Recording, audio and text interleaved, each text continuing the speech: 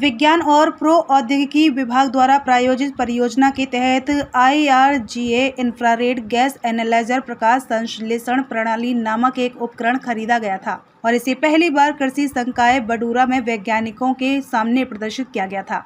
Doctor Rehana H कंठ, dean FOA बडूरा Sopore और doctor Asif Bashir सिकारी, प्रोफेसर और जेनेटिक्स और प्लांट ब्रीडिंग विभाग के प्रमुख ने ऐसे उपकरणों के महत्व और परिसर के अंदर प्रयोगशालाओं के उन्नयन के बारे में बात की। CO2 का इंफ्रारेड गैस विश्लेषक पौधों की प्रकाश संश्लेषक और श्वसन दर को मापने के लिए सबसे व्यापक तरीका है। इंफ्रारेड गैस विश्लेषक विकिरण स्रोत और डिटेक्टर के बीच गैस की उपस्थिति के कारण इंफ्रारेड वेवबैंड के संचरण में कमी को मापते हैं। संचरण में कमी गैस की सांद्रता का एक कार्य है।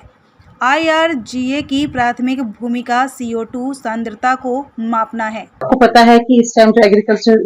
टेक्नोलॉजीज हैं वो बहुत नई आ रही हैं, क्योंकि हम अब प्रिसिशन एग्रीकल्चर पे और क्लाइमेट चेंज पे काम कर रहे हैं। एग्रीकल्चर में सिर्फ अब फूड न्यूट्रिशन का नहीं है,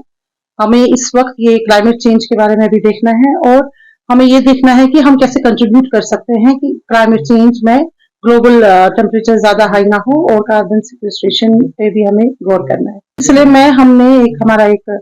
इंस्टीट्यूशनल प्रोजेक्ट है पर्स, उसमें एक इक्विपमेंट लाया हुआ है जो पोर्टेबल फोटोसिंथेटिक सिस्टम है अलगा का, और इसमें हम ये देख रहे हैं कि कितना कार्बन डाइऑक्साइड यूज होता है और कितनी फोटोसिंथेसिस होती है। ये फोटोसिंथेटिक एफिशिएंसी क्या है, इसका मतलब है कि जो हम ट्रीटमेंट्स अपनी क्रॉप को देंगे, कभी कभी हम इतना ज्यादा फर्टिलाइजर डालते हैं या इतना ज्यादा इरिगेशन देते हैं या कोई और इनपुट इतना ज्यादा देते हैं जिससे in the long run yield पे फर्क नहीं पड़ता है। वो इसलिए नहीं पड़ता है क्योंकि जितनी उस क्रॉप की कैपेसिटी होती है फोटोसिंथेसिस करने की वो हो जाती है, उसके बाद जो इनपुट होते हैं वो वेस्ट हो जाते हैं। उसको देखने के लिए कि हमें कितनी, चाहे वो इरिगेशन है चाहे कोई और इनपुट है, वो कितना हमें एक क्रॉप में देना है ताकि मैक्सिमम कैपेसिटी जो उसकी फोटोसिंथेसिस की है वो हो जाए। क्योंकि हमें पता है कि प्लांट्स जो हमारे हैं वो अपना खाना खुद फोटोसिंथेसिस से बनाते हैं, मगर जितनी हमें सोलर एनर्जी पड़ती है प्लांट पे वो सारी यूटिलाइज नहीं होती है। इसलिए एक इन अ वे जैसे हम बचपन से पढ़ते आए हैं कि फोटोसिंथेसिस बहुत अच्छी चीज है, इससे खाना बनता है, प्लांट्स ये काम करते हैं, मगर हमें एज एन एग्रोमेट्रोलॉजिस्ट ये पता है कि जो फोटोसिंथेसिस है हमारा वो 100% एफिशिएंट नहीं है। वो जितनी सोलर लाइट उस पर पड़ती है वो ज्यादा यूज नहीं होता है। इसीलिए हमें ये देखना है कि क्रॉप की ओरिएंटेशन कैसी रहेगी। प्लांट ब्रीडर्स को ये देखना है कि आइडियल उनका स्ट्रक्चर क्या रहेगा, लीफ का एंगल क्या रहेगा, ओरिएंटेशन क्या रहेगी, ताकि वो 100% जितनी उन पे लाइट इंटेंसिटी पड़ती है वो यूज हो जाए फोटोसिंथेसिस के लिए। जब 100% लाइट इंटरसेप्शन है वो यूज हो जाए फोटोसिंथेसिस के लिए, हमारा क्रॉप यील्ड बहुत ज्यादा बढ़ेगा। इसलिए जो प्लांट ब्रीडर्स को ये काम करना है या एग्रोनॉमिस्ट को काम करना है, उनके लिए कुछ इक्विपमेंट्स की उनको कमी थी जो इस पर्स प्रोजेक्ट की वजह से उनको कंप्लीट हो गई। इसमें ये देखेंगे कि क्या किस स्टेज पे हमारे प्लांट की कितनी कैपेसिटी है